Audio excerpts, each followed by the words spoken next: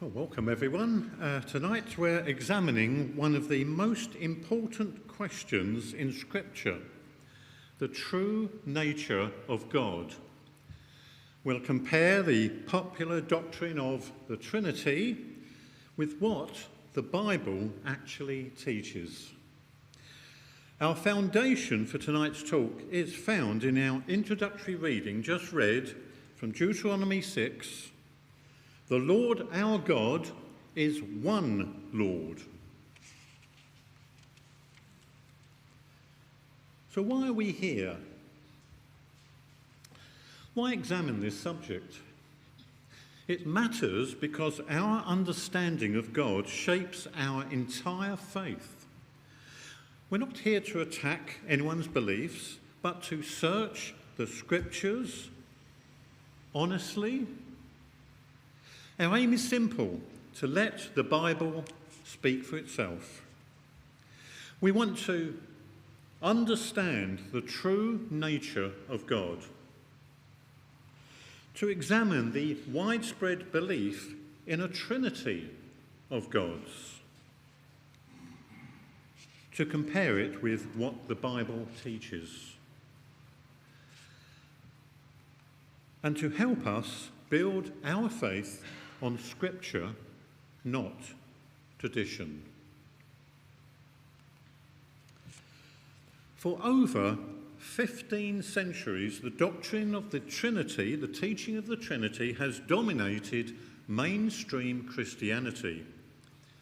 Even after the Reformation, when Protestant groups gained free access to the Scriptures, most hung onto this doctrine, despite the fact that it contradicts two of the Bible's clearest teachings, namely that God is one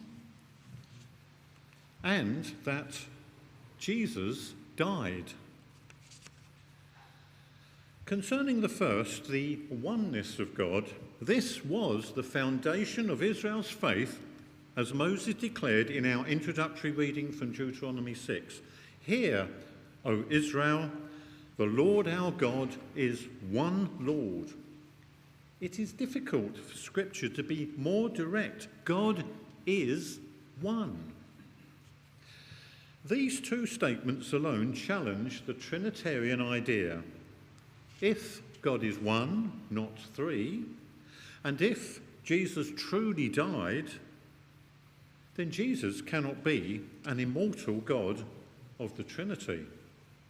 These are not complicated ideas, they are simple, foundational truths.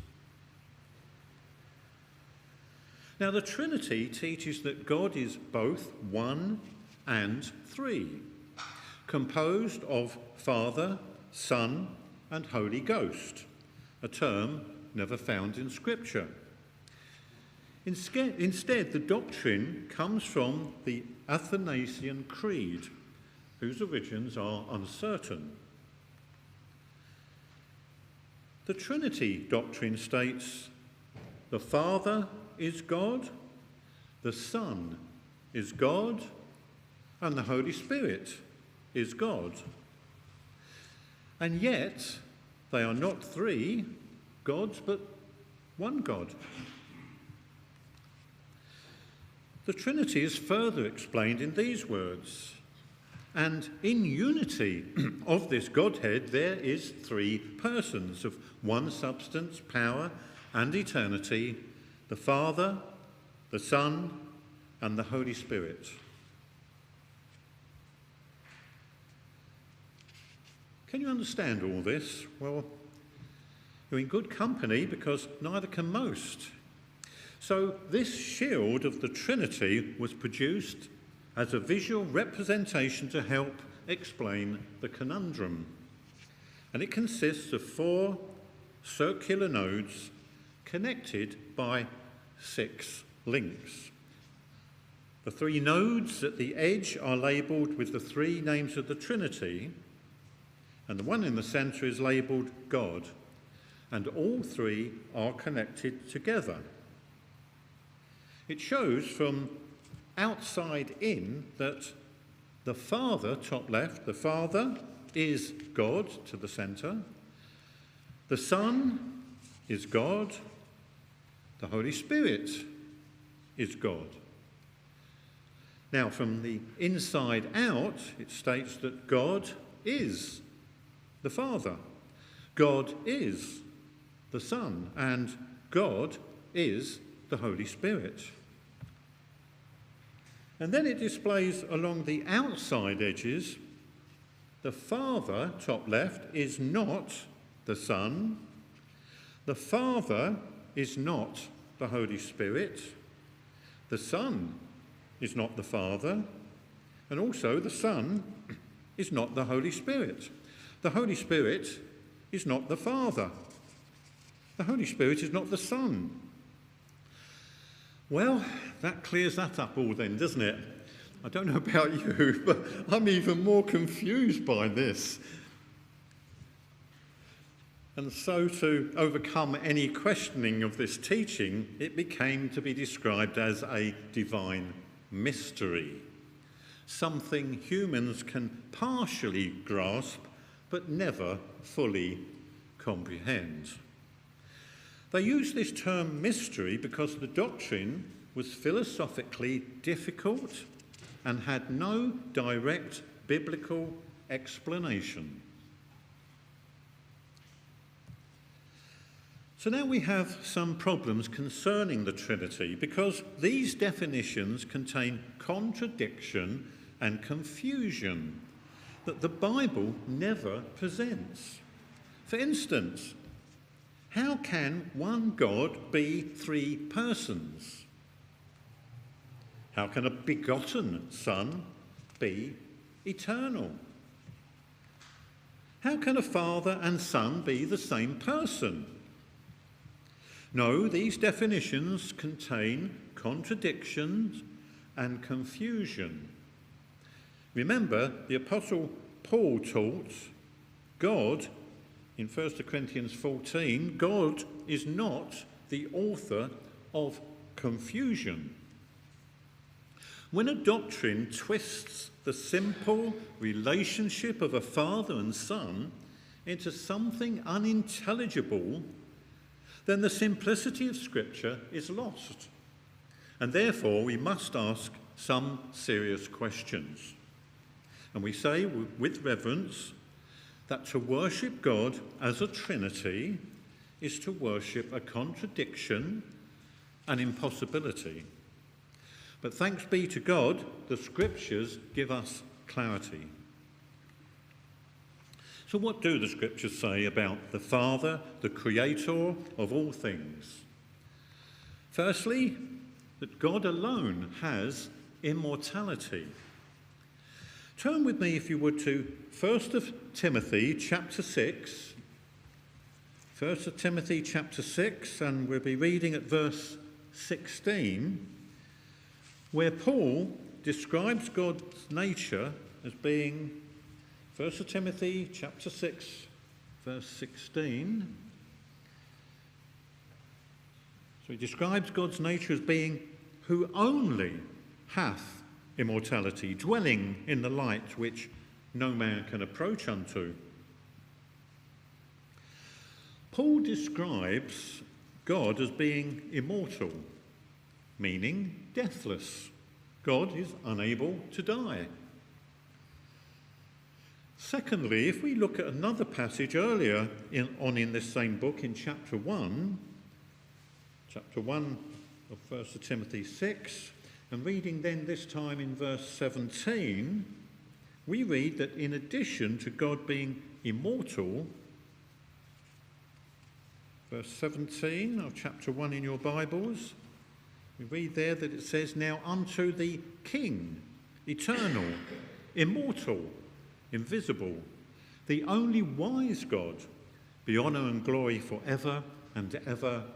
Amen."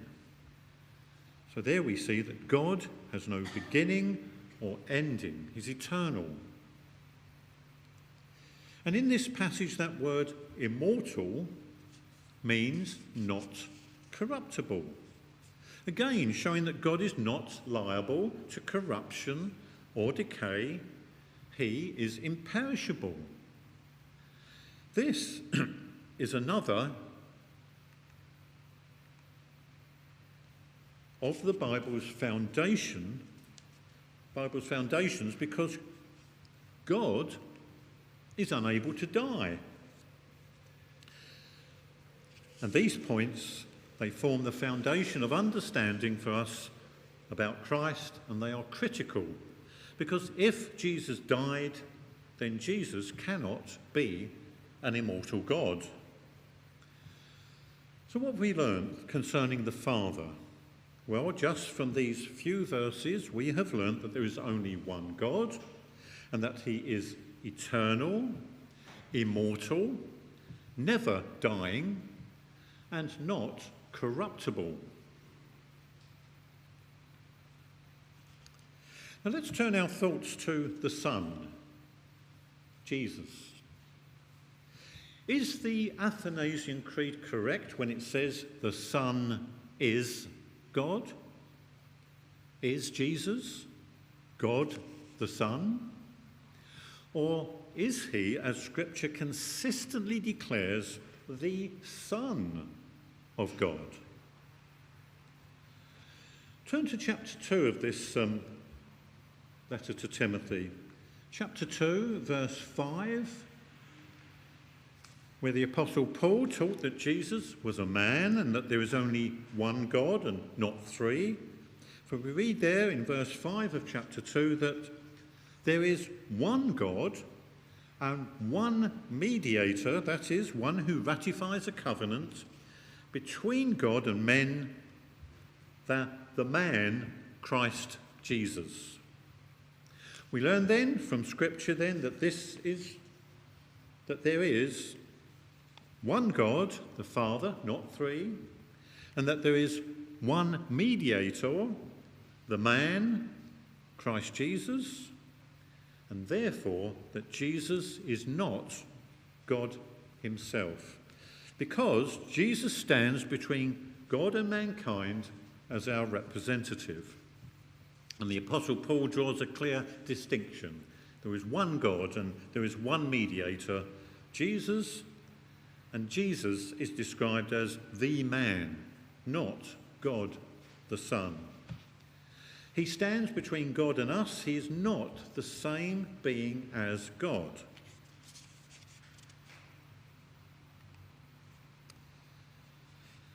Now, the Athanasian Creed also claims that the Son is eternal, meaning that he has always existed. Well, as we have read, this is true concerning the Father, but what does the Scripture say concerning the Son?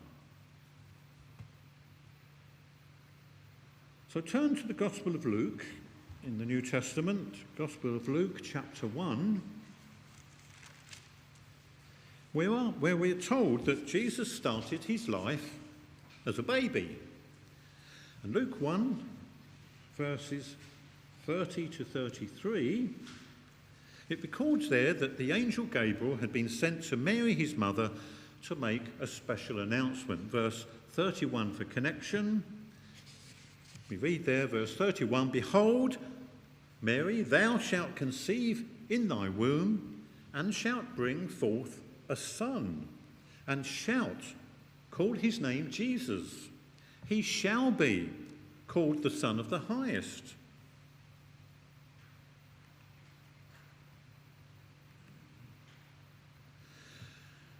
Notice the repeated future tenses used. Shall conceive, shall call, shall be. All those show that Jesus did not exist before his conception.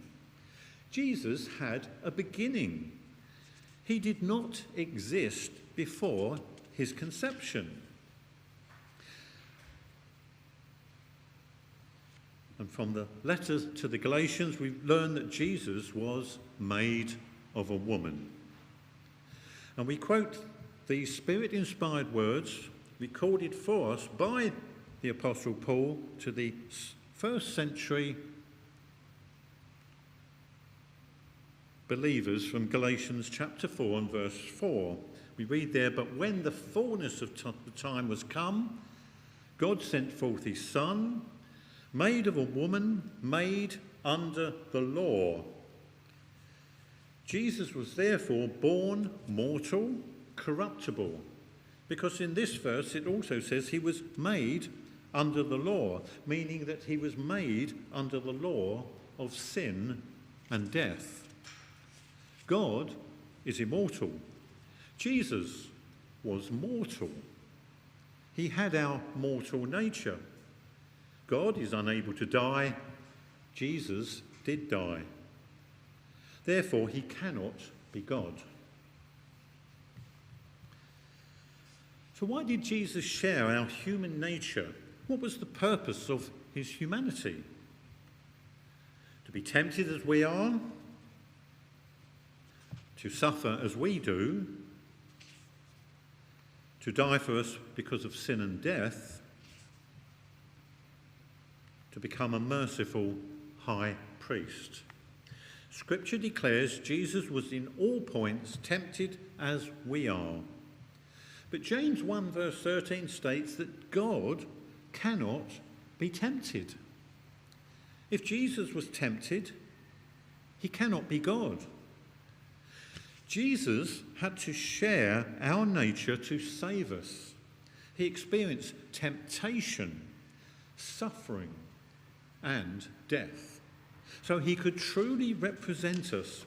Hebrews 2 says he became a merciful and faithful high priest because he lived our experiences and was subject to the same problems that we have.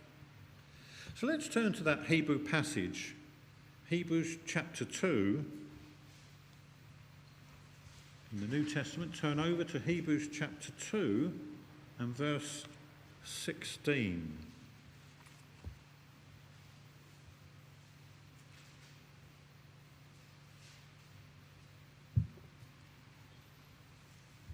Hebrews 2, verse 16, we read there, "For verily, if he, Jesus, took not on him the nature of angels, but he took on him the seed of Abraham, wherein in all things it behoved him to be made like unto his brethren, that he might be a merciful and faithful high priest in things pertaining to God, to make reconciliation for the sins of the people. For in that he himself hath suffered, being tempted, he is able to succour, to help them that are tempted."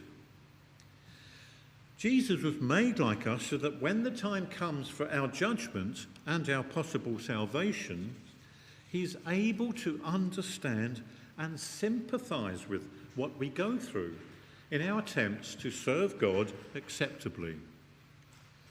Therefore, Jesus had the same mortal nature we have in order to die for, not instead of, but to die for us, so that we can ultimately be saved from the eternal death because of sin. And the well-known words of John 3, verse 16 reinforce this, and we quote, "For God so loved the world that he gave his only begotten Son." So a begotten Son cannot be eternal.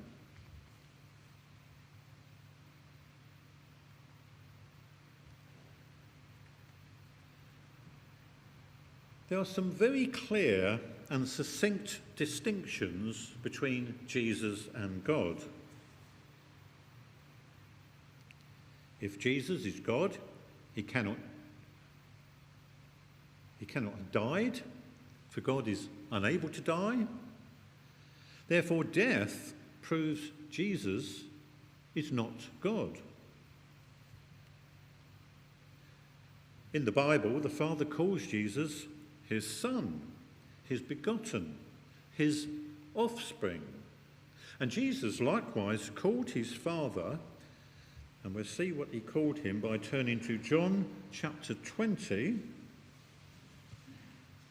John chapter 20, and reading there at verse 17. The Gospel of John, chapter 20, reading verse 17, and that's going to show us. And we come to that time after Jesus' resurrection, when in the Garden of Gethsemane, he declared, verse 17, I ascend unto my Father and your Father, and to my God and your God. Mary Magdalene came and told the disciples that she had seen the Lord and that he had spoken these things unto her. Twice in this passage we see Jesus talking about God as his Father. God is the Father of Jesus. And if we had time, we would find over 60 accounts of where God is mentioned as being Jesus' Father. And this one reference in John chapter 20 shows not only that God was Jesus' Father, but also our Father. So God is the God of both Jesus and us. Therefore, if Jesus has a God, he cannot be God. Paul summarises in 1 Corinthians for us. He says there for 1 Corinthians 8, he says, for us there is but one God, the Father, and one Lord Jesus Christ.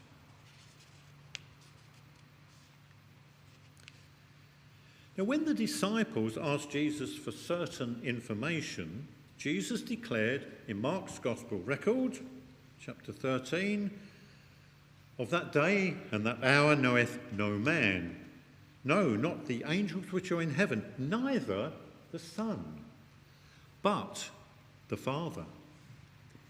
And in that statement, the Lord Jesus Christ confessed that he was limited in knowledge. Now, how would that be possible if he were God? Therefore, if Jesus has limited knowledge, he cannot be God.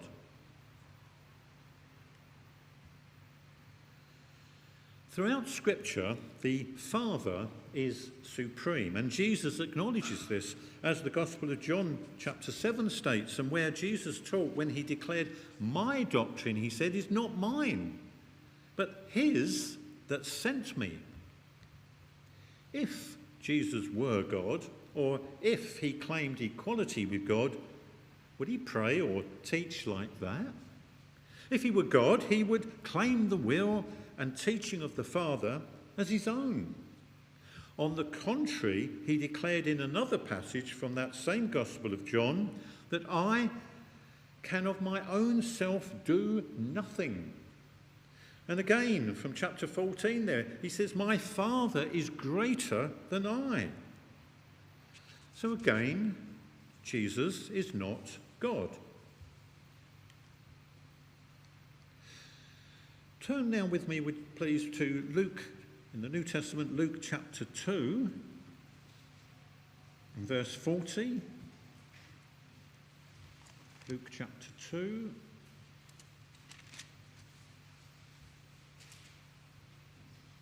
Verse 40, we were given a little insight into Jesus' childhood. Luke 2, verse 40, we read there, and the child Jesus grew and waxed strong in spirit, filled with wisdom, and the grace of God was upon him. Now, verse 52, and Jesus increased in wisdom and stature and in favour with God and man. The doctrine of the Trinity teaches that Jesus never ceased to be God. But God is omniscient, that is all-knowing. And yet in these verses, Jesus is described to us as increasing in wisdom and learning. As we saw in earlier verses of him being ignorant of certain things. Now either a being is all-knowing or he isn't. No, the Scriptures reveal Jesus to us not as God the Son, the second person of a Trinity, equal with God, but as the man, Christ Jesus. Nowhere in the Word of God will you find the expression God the Son. Nowhere. but always the emphatic statement, time after time again, the Son of God. All these distinctions are impossible to reconcile with the idea that Jesus is God. Jesus died, God cannot. Jesus has a God, the Father. Jesus learned, grew, and submitted, none of which applied to the eternal, all-knowing God. These are not the attributes of an eternal, co-equal deity. So now let's have a look at the Holy Spirit. The Holy Spirit, the so-called third person of the Trinity, the Holy Ghost, or Spirit as most translations of the Bible in modern times render this expression. The Athanasian Creed claims the Holy Spirit is God. But what does the Bible actually teach? Firstly, the word holy means separate. We've got a holy Bible, it's a separate book. Secondly, that the Spirit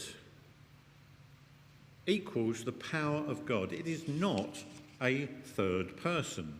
The Holy Spirit is God's separate power or energy by which all the creation came into being and by which it is sustained. While God himself is localized in heaven, his Spirit, his sustaining power, is diffused throughout creation, keeping the universe ticking over and enabling all of us to exist. As King David acknowledges in Psalm 139. Now, this divine energy is the foundation of all existence. And even modern science agrees that matter and energy are interchangeable. Therefore, the Holy Spirit is God's holy or separate power or energy used for specific or special reasons to fulfill his will and purpose. The Holy Spirit emanates, it comes forth, it originates from God. And it was by this separate power of God that miracles were performed by the prophets and by Jesus and his disciples.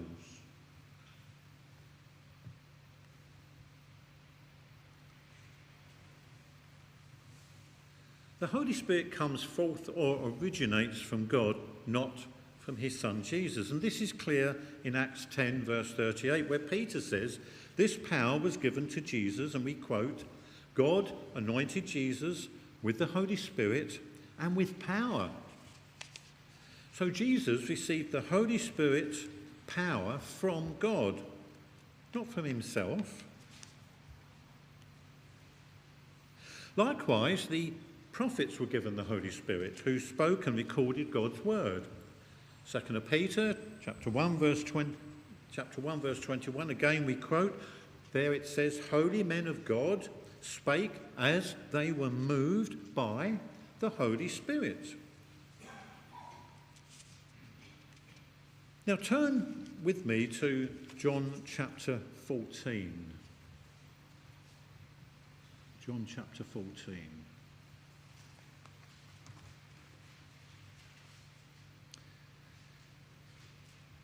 Here we find the disciples were promised the Holy Spirit to help them fulfill God's will.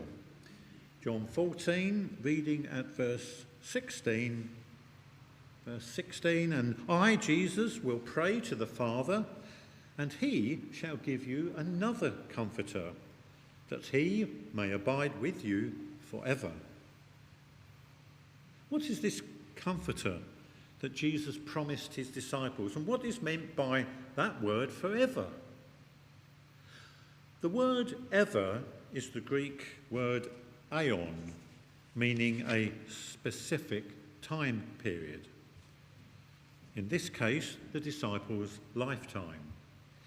So this comforter will stay with the disciples for just their lifetime.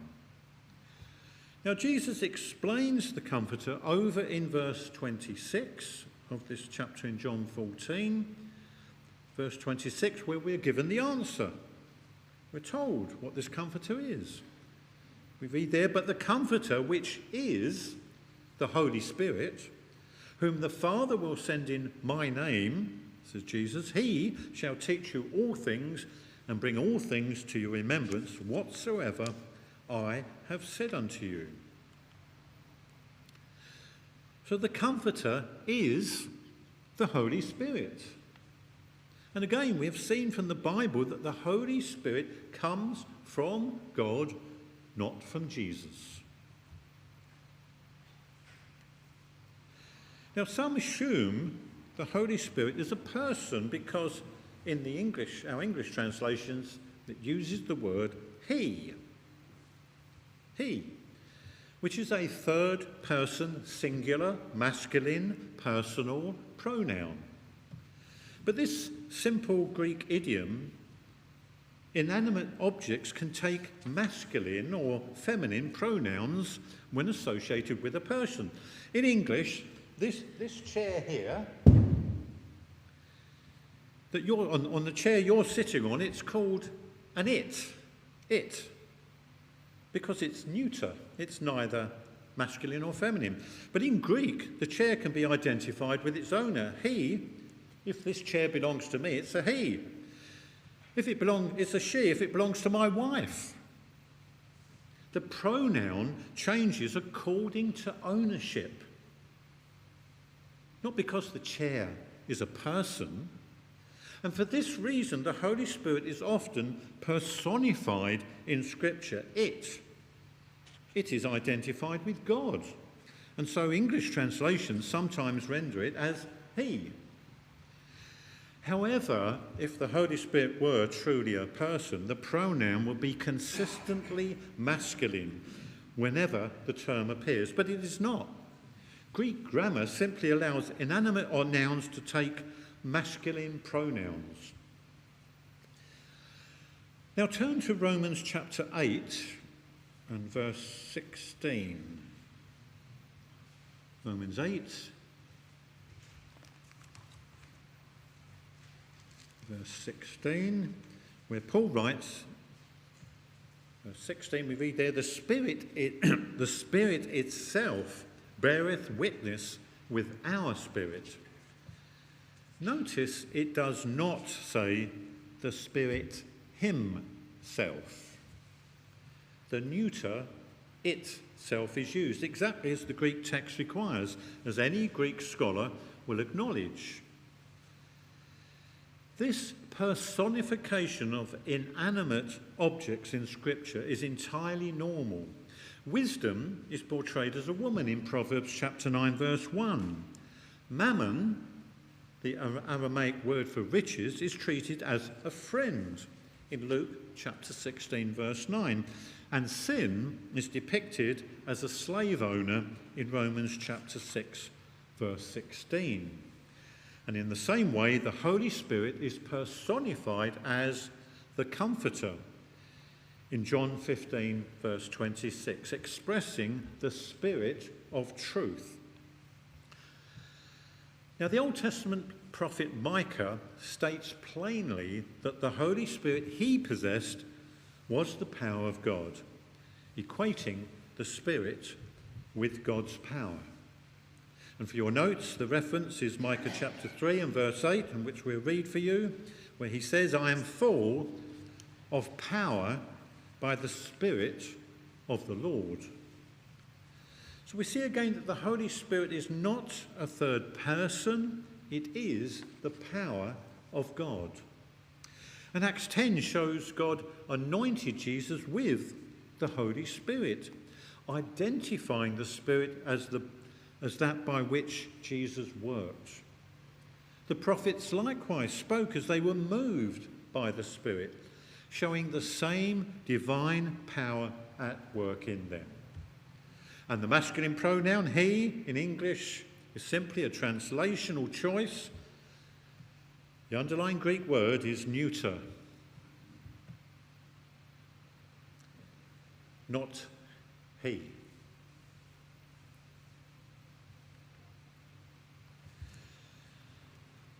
So,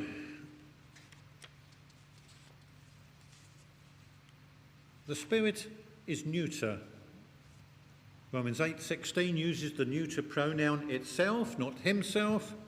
This shows the Greek word for Spirit is grammatically neuter, and Spirit equals power. The prophet Micah plainly states that the Spirit he possessed was the power of God. I am full of power by the Spirit of the Lord, he said. And then we have the Spirit equals the power of the highest. And just prior to the conception and birth of Jesus, these are the words of the angel to Mary. The Holy Spirit shall come upon thee, and the power of the highest shall overshadow thee. So both Micah and Luke identify the Holy Spirit with God's power. Nowhere in Scripture is the Spirit called God the Holy Spirit, or described as the third person of a triune God. And this shows that the latter church doctrine of the Trinity was not recognised by first century believers. The Scripture never presents the Spirit as a separate divine person. The idea arose from men, not from the Bible. So in summary, we have 10 key points that we hope you can take away with you. It might be 11. I may add one, which I missed off my slides, but we can always do that, can't we? So number one, the true worshippers seek out the truth about God. Your salvation requires a sound knowledge about God and is essential. The Trinity of the Athanasian Creed is a contradiction in terms and is false. God is one only, a unity. Jesus is God's Son. Jesus had no existence before his birth. Jesus is not God the Son, nor equal with his Father. Jesus is, as the Scriptures always calls him, the Son of God, born of a woman, which makes him far greater than mere man. The Holy Spirit is the energy or power of God, not God the Holy Spirit. And the Spirit is personified. It is not a person. And I really wanted to add number 11, I suppose, but as number 8a. God raised Jesus from the dead. Jesus didn't raise himself, so he cannot be God. So these 10 and 8a, or whatever it was I said, these 10 points summarise the Bible's teaching. The truth is simple, consistent and beautiful. The Trinity is complicated, contradictory and unscriptural. So we leave you with this question. Will you trust the Word of God in the Scriptures, or will you trust the contradictions of men? And we leave you that question to answer for yourself.